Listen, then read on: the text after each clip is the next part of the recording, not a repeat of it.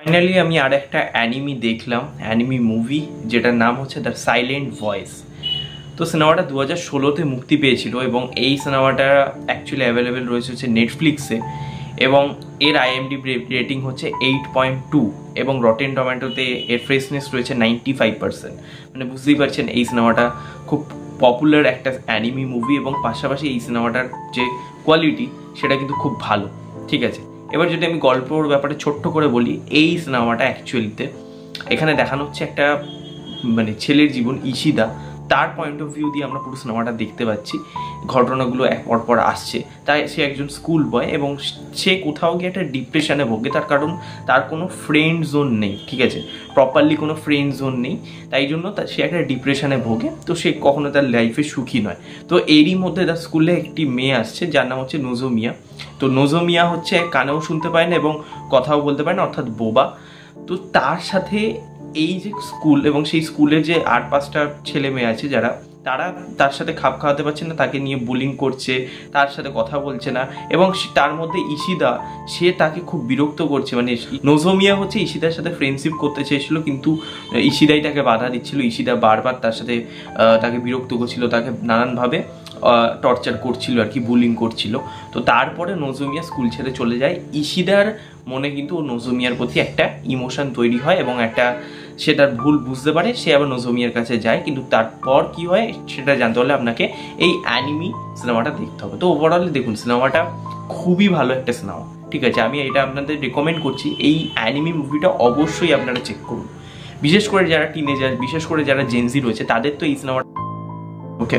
সবচেয়ে পজিটিভ দিক এখানে হচ্ছে যে দেখুন, অ্যানিমির বেশিরভাগ গল্পই যে খুব আহামরি হয় তা নয়। গল্প শুনে আপনি বুঝতে পারবেন যে এটা খুব কাইন্ড অফ মানে হ্যাঁ, কিছু ট্রোপস ওখানে রয়েছে, ধরুন কিছু ইমোশনকেই বেশি খেলার চেষ্টা করে এই অ্যানিমিগুলো। তো এখানেও তাই। কিন্তু এই যে গ্রেভস অফ দ্য ফায়ারফ্লাইস, যেটার আমি রিভিউ কিছুদিন আগেই করেছিলাম, সেটার যে ইমোশনাল পোর্শনটা সেটা কিছুটা ছিল হচ্ছে ফ্যামিলি ডাইনামিক্সের ওপর। একটা অভাব, কষ্ট, ফ্যামিলি ডাইনামিক্স সেটার ওপর থাকে। বাট এই সিরিজটা কিন্তু কমপ্লিটলি ফ্যামিলি ডাইনামিক্সের ওপর না, এটা কিন্তু পুরোপুরি একটা ফ্রেন্ড জোনের মধ্যে যে তাদের মধ্যে যে মানে বন্ধুদের মধ্যে যে বোঝাপড়া সেটা নিয়ে। ঠিক আছে, কারণ আপনি প্রত্যেকটা মোমেন্টে দেখবেন যেখানে ইশিদা অ্যাকচুয়ালি প্রত্যেকটা স্টুডেন্টকে তার মানে চারপাশে যে স্টুডেন্টরা রয়েছে স্কুলে তাদের কিন্তু মুখগুলো ক্রস করা। কেন? তার কারণ সে তার বন্ধু হয়ে উঠতে পারছে না। মানে কতটা যে বন্ধুত্বহীন সে জীবন কাটাচ্ছে সেটা কিন্তু সেই চরিত্রের মাধ্যমে আমাদের দেখানোর চেষ্টা করেছে মেকার্সরা। এবার ইশিদা এবং নোজোমিয়ার মধ্যে যে সম্পর্কটা তৈরি হচ্ছে সেটাও এতটা পিওরিটি, মানে সেটাও কিন্তু কোনো রকমের ওই মানে যেরকম হয় আর কি, মানে ঘোড়াপাত্তা আমরা যেরকম জানি, ধরাপাত্তা যেরকম লাভ স্টোরি সেটা কিন্তু নয়।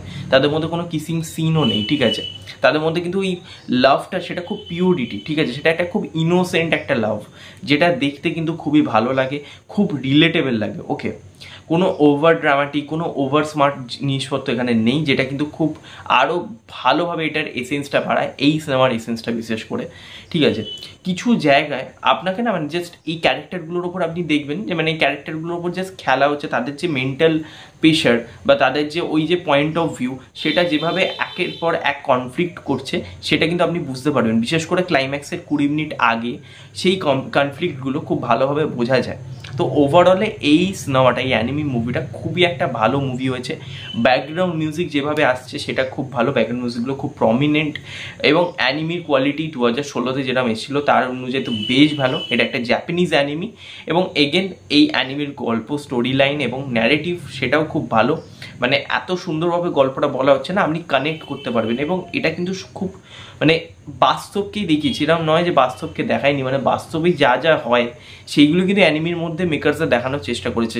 এবং যেভাবে এই ওয়ার্ল্ডটাকে বিল্ড করেছে, যেভাবে দেখতে অ্যানিমিটাকে সুন্দর লাগছে, মানে প্রত্যেকটা সিন, প্রত্যেকটা ফ্রেম সেটা খুব সুন্দর, সেটা খুব ভালো লাগছে দেখতে। ঠিক আছে, এবং প্রত্যেকটা ক্যারেক্টার যেভাবে এখানে তাদেরকে স্কেচ করা হয়েছে, তাদের মধ্যে যেভাবে আমরা ব্যাকগ্রাউন্ড তাদের দেখতে পাচ্ছি এবং এবং প্রত্যেকের মোটিভ যেভাবে এখানে রয়েছে, কিছু জায়গায় কিন্তু কমেডি সিনও রয়েছে, সেই জায়গাগুলো বেশ ভালো, ঠিক আছে। এবং হ্যাঁ, অ্যানিমি মানেই আমি বললাম যে সবার ভালো লাগবে তা নয়, এটা সব ধরনের দর্শককে টার্গেট করার মতনও না।